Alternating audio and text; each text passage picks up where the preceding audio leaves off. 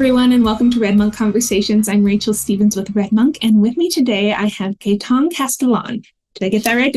You did. You're very close. It's close. My French is really terrible. I'm sorry. No, it's all good. Maybe you should introduce yourself. And I make it tough because I have a French first name and Dutch last name. I'm from Belgium, so I have that weird French-Dutch combination. But it's Gaetan Castelein, and thanks so much for having me, Rachel. Wonderful. And can you let everyone know just who you are and what you do? Yeah, so I am VP of Marketing at Tecton.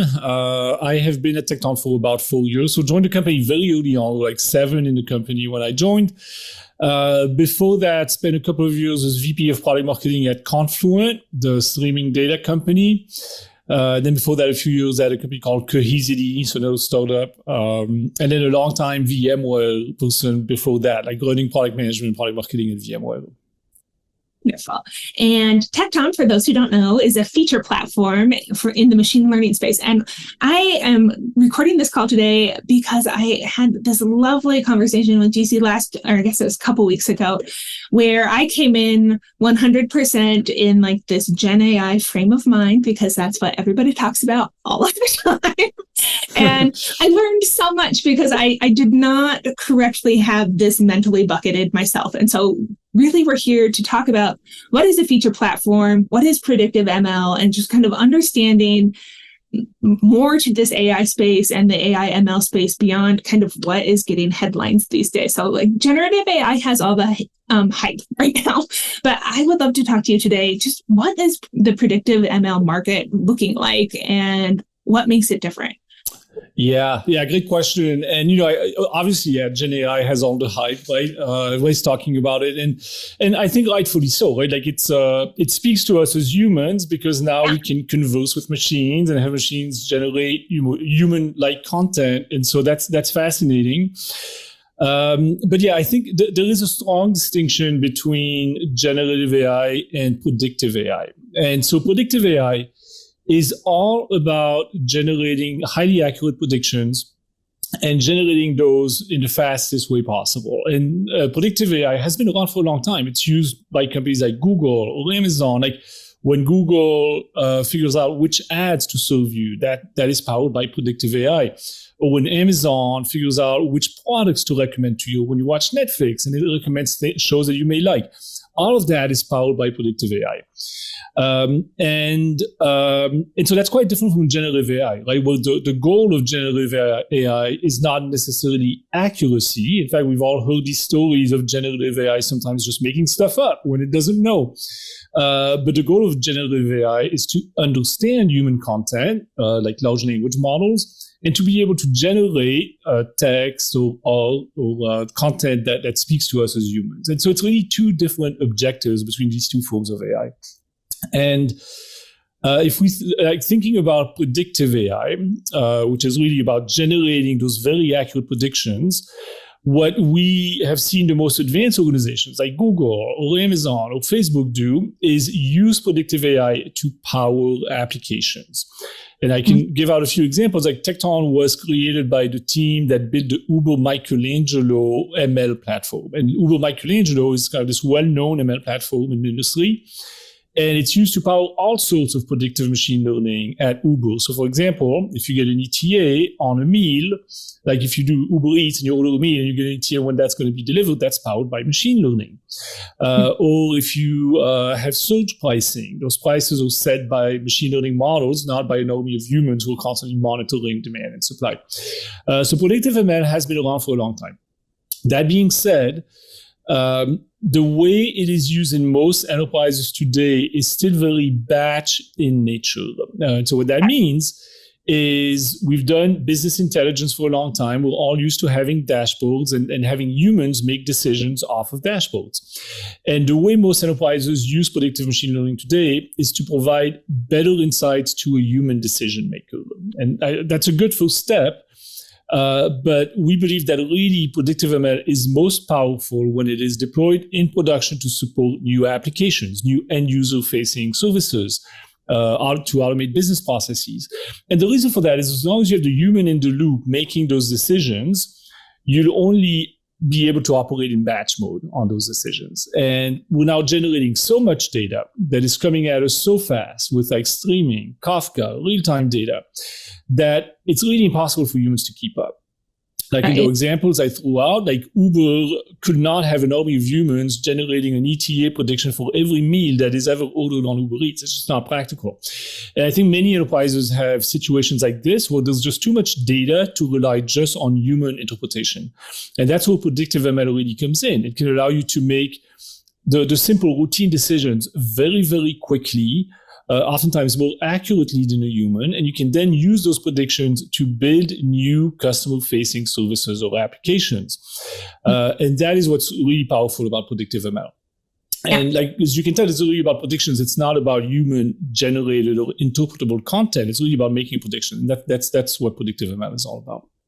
Gotcha. Oh, then I want to clarify one thing, because you had human in there a couple of times, and I just want to make sure. So we talked about how batch processing could kind of be like that human in the loop processing, which is not sustainable for a lot of things. You also used the word human in your conversation around like generative AI making human content. So I think like there's some distinctions there. So it's like human in the loop in terms of like structured data, but we're doing it in a batched way, versus human being like, this is unstructured data that we're kind of using in it. This is, I feel like human kind of came up in two different forms. So I just want to make sure we're clear there. Yeah. So in the context of generative AI, when I'm talking about human interpretable content, right? Like, like speech, like natural text, language. Mm-hmm. In the context of predictive ML, the point is that most of the time in the enterprise today, predictive ML is used in a batch way with a human in the loop to make that ultimate decision based on the data that is provided by the model. But that's where we can really take that human out of the loop and automate those decisions instead of relying on humans, right? Perfect. I just wanted to make sure we had that clarified, because the whole goal of this conversation is clarification. You also talked about like the challenge of bringing things into production. So it's not just having the data, but how do I actually get these predictive models to be able to make these predictions at scale in these enterprises? Can you talk a little bit about what that looks like? Yes. And so when we talk about predictive ML, we believe that predictive ML really belongs in production to power new applications and services, right? I mentioned the Uber examples, but there's countless examples. Like, we have customers using predictive ML to automate loan underwriting, or to do fraud detection, or to do product recommendations, or to do dynamic pricing. Like, there's a large quantity of use cases that are much better once you get predictive ML into production. Now, that's a very complicated transition, because we're coming from this BI world where everything is batch in nature, right? We have the human in the loop, so it's okay if we generate a report like once a day. And so pipelines are batch in nature, and the data surveying is batch in nature. Like if you're using a centralized data warehouse, chances are you're not doing real-time transactions on that data warehouse. You're updating dashboards and stuff, which is very batchy.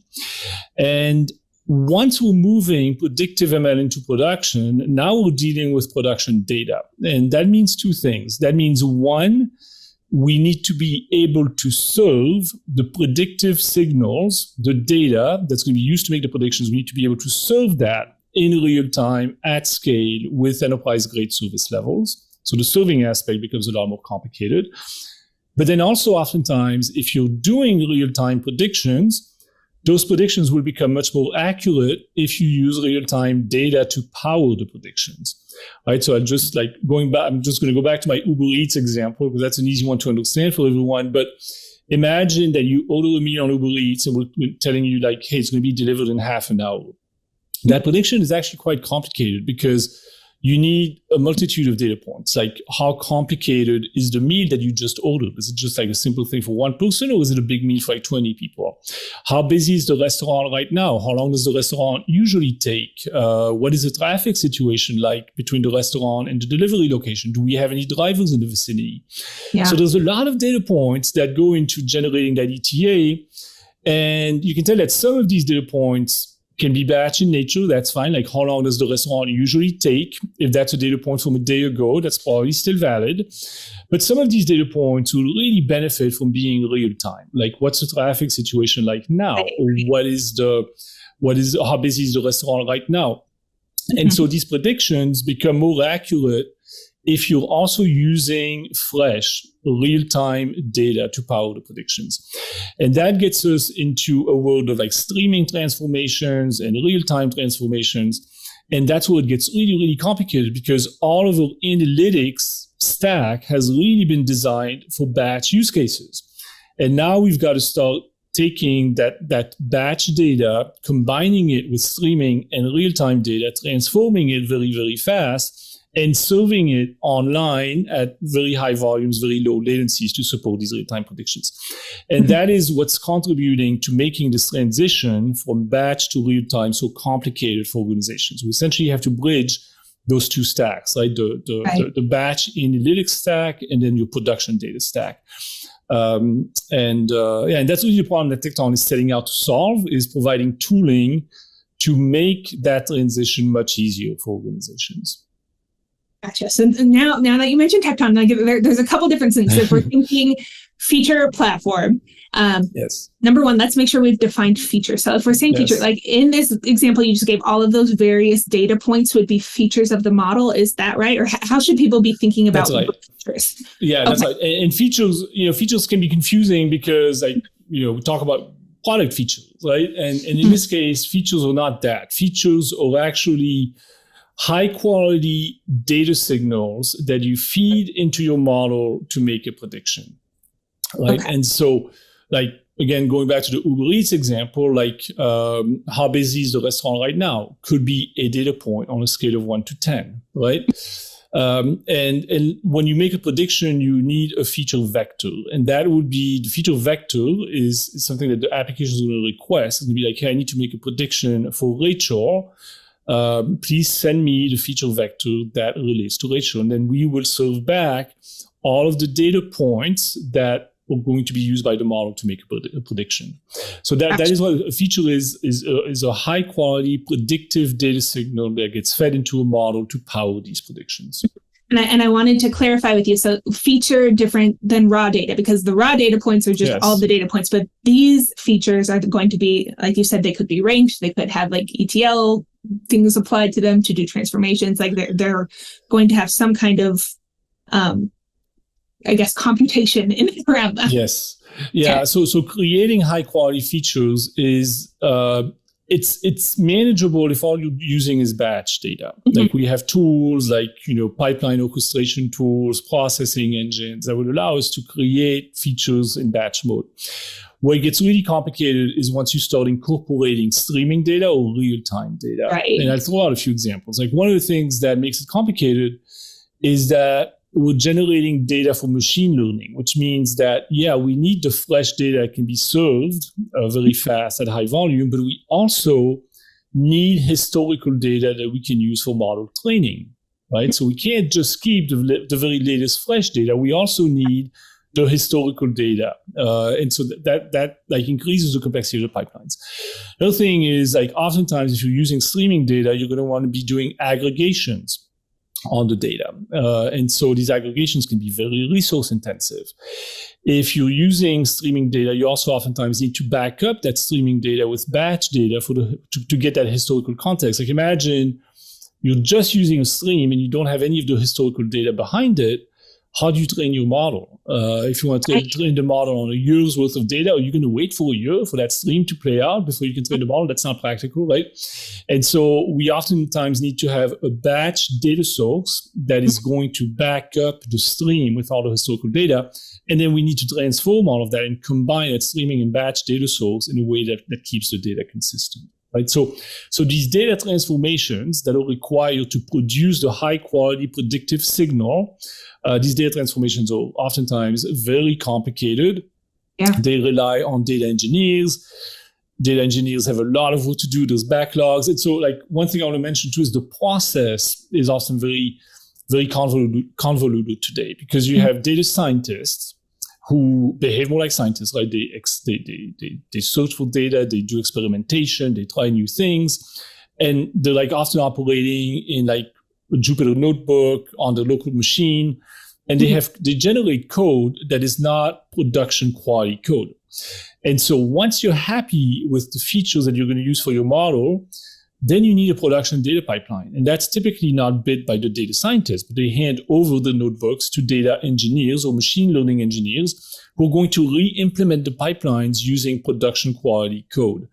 And that handoff process just slows everything down. Like if you think about the way we do application development today, the software engineer is really empowered to build this code, like QA it, get it to production, and we can release software on a daily basis because the process has become so streamlined. In the world of machine learning, we're very far from that today because of these complicated handoffs between teams. And so that ties into my next question, though. So it's like we talked about what is a feature, and then I want to get into the word platform. So like I've definitely heard about feature stores and like projects like Feast. What's feature platform? And I think your conversation here is starting to touch into that. So let's dive there. Okay, great question. So yes, so feature stores have become popular over the past 3-4 years. We now have Databricks with a feature store. AWS has one. Google has one. Like there's multiple feature stores that have been created. The feature store aims to solve the serving side of the feature problem, right? So what feature stores do is they curate high quality data in an online store for online serving, and in an offline cost-efficient store like S3, for example, to generate training data sets, to train the models. Okay. And then they present a clean, like very consistent set of APIs to consume the data.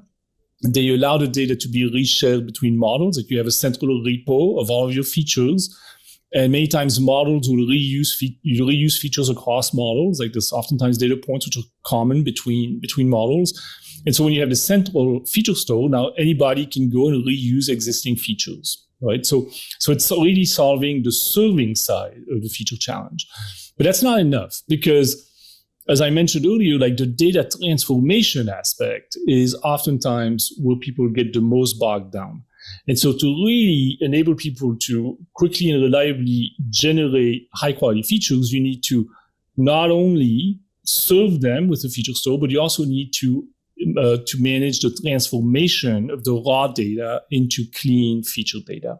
These are pipelines. And so at Tecton, because like our mission in life is to build high quality data for machine learning, we think that's important to address both of these sides, the feature pipelines and then the feature store.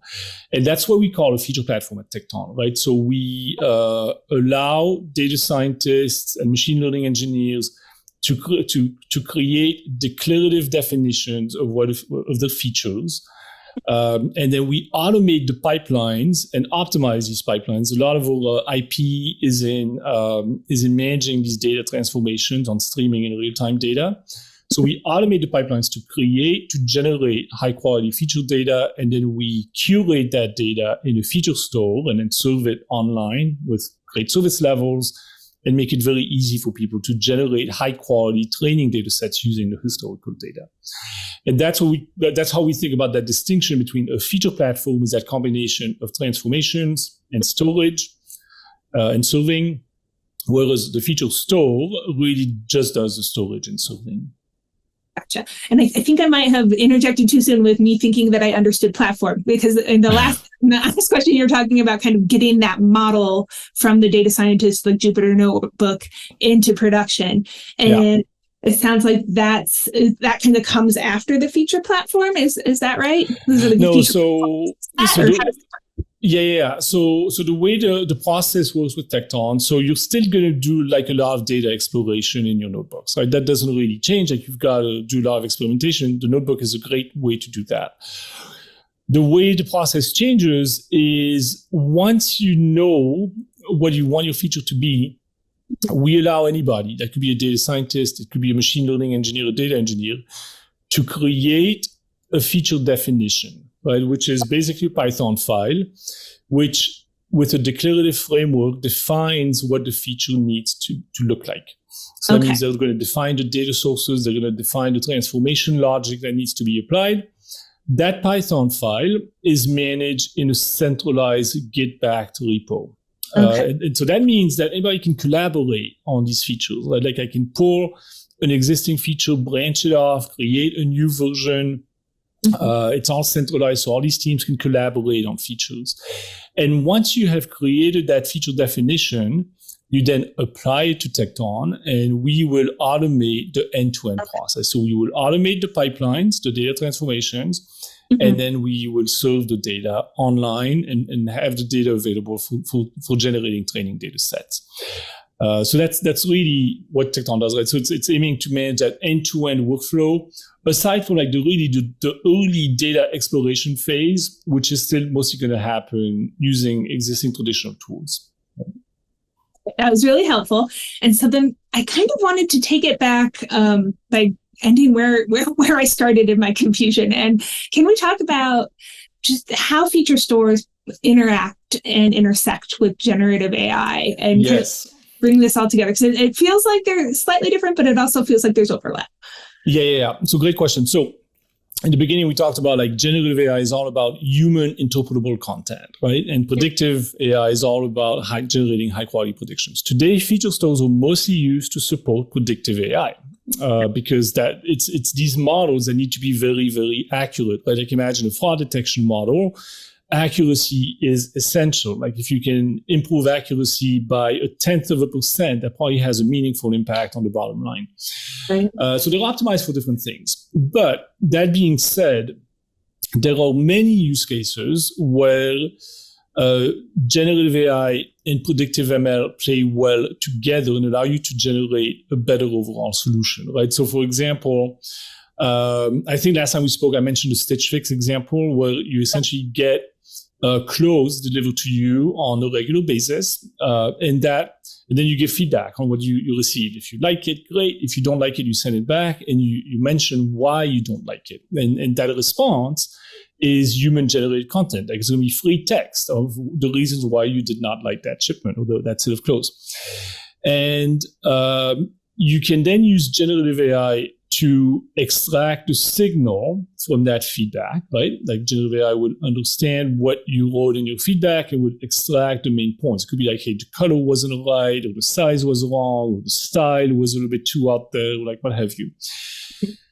Once generative AI has extracted the signal from your feedback, that signal then can become features that would be managed by Tecton and fed into a predictive model that will be used to generate a recommendation of what to send you next, right? Okay. And so that's a good example of like the two types of ML we talked about, generative and predictive, working in conjunction with each other to lead to a better outcome. Another example of this is imagine you want to do an email campaign. Like you're an online retailer and you want to do an email campaign to all of your customers. Well, you could use predictive ML to generate a recommendation, being like based on Rachel's buying history and recent browsing history, we think Rachel will really like this product. And then you can use generative AI to generate content, like an email content, an email that could be sent to you on, hey, Rachel, check this out. We have a promotion on this product. And so that's another example of like how the two types of ML here can be used in conjunction. Gotcha. So to summarize, like in one, generative AI is kind of helping generate, is it generating like data for the feature? Is that right? And then the other, you're using the features to generate. This kind of goes both ways. So in the case of Stitch Fix, generative AI is used to extract the sentiment from like free text, right? Mm-hmm. In the second case, generative AI is used to generate human content based on a prediction that was on a recommendation that comes from a predictive AI model. It's much better articulation than what I. And then there's another thing I just want to mention, like even in the case of generative AI, like if you use ChatGPT, it's a human-generated prompt, right? So ChatGPT is going to give you a response based on the information that is included in your prompt. Mm-hmm. Now that prompt is human-generated, so there's like limited quality of information and accuracy that you can expect in that prompt. You can augment the prompt with high-quality features, which could be like, I don't know, you could be asking a question of ChatGPT, like, hey, can you write a thank you email to a customer, right? And then ChatGPT will generate that email. But if you can enhance your request with high quality data, which could be like how much did the customer buy this year? What was the last product the customer bought? Then ChatGPT can generate a response that will incorporate that information and make it more personalized, right? So there's also a use case where you can just enhance the prompts that you feed into large language models with high quality features to lead to a better outcome. And so there's like these two, like predictive ML and generative AI being used in conjunction, but also high quality data just being used to lead to better outcomes from generative AI. And so like the main conclusion here is that these high quality data signals are extremely useful for an organization. Today, most like these features that Tecton manages mostly used to power predictive AI type use cases, but will increasingly become very useful also for generative AI use cases. And so really like our mission, the way we think about feature platforms is we enable organizations to create, manage, share, centralize all these high quality data signals that are going to be useful in a variety of machine learning use cases. Today, mostly predictive, but in the future, also including generative AI use cases. Well, that was absolutely just as enlightening this time as it was last time. And share this publicly because I think it will help a lot of people understand the space better. Gaetan, thank you so much for your help today. It was wonderful to chat with you. All right, same here. Thanks so much for having me, Rachel. Pleasure as always. Thanks. Bye.